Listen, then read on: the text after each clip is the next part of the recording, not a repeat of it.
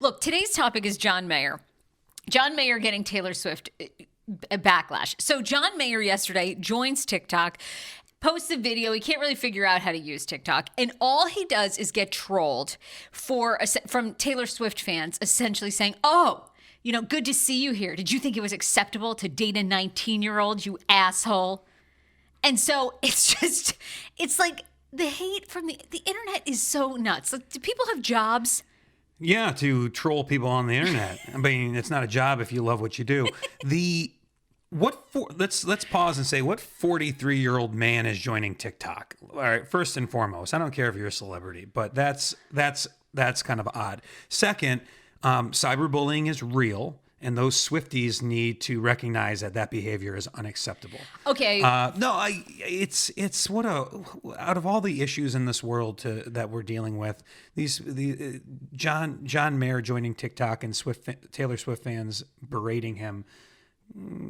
Find something a little more fulfilling in your life. That's my suggestion. Well, go on. Well, I was going to say, she was 19 at the time, he was 32. And you and I got into a heated debate. And this actually applies to, we're trying to watch Allen versus Farrow, or Farrow versus Allen, Allen, whatever it is, the documentary about Woody Allen. And of course, he ends up marrying his stepdaughter when she's like 20 or something. 21, I think. 21. So, but you basically were arguing. I said, why are people, she was 19. If she like willingly dated a 32-year-old, and you're like, no. It is, I'll preface everything and say that, the heart wants what the heart wants, right? Who am I to say what relationships can and cannot work?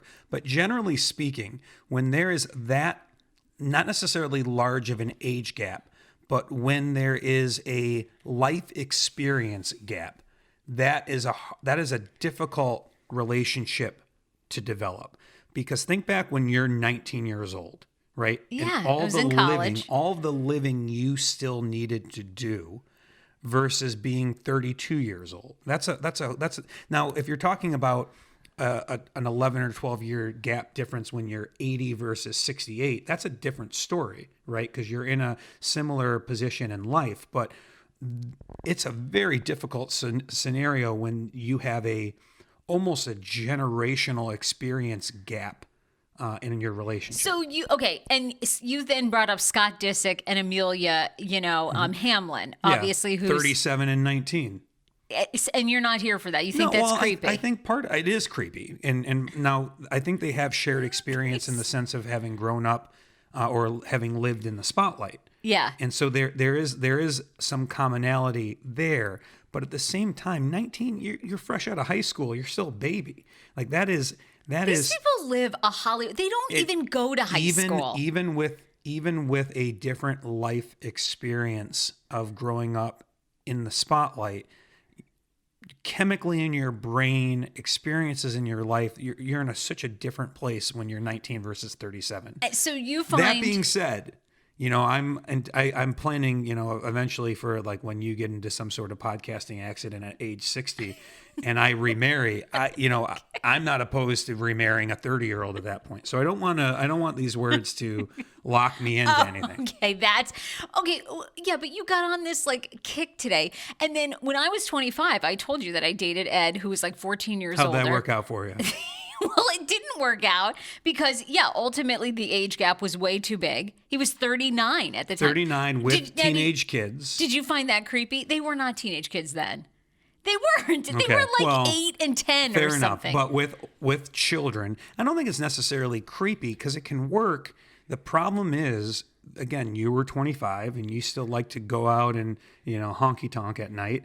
And he's someone who is looking to, collect stuff and live at home and raise his daughters. You guys are in different paths. It didn't work.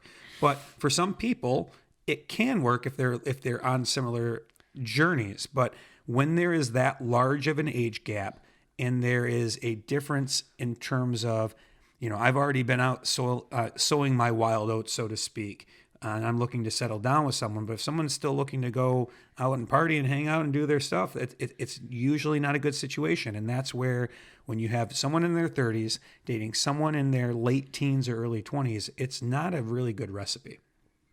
Okay. It's the math.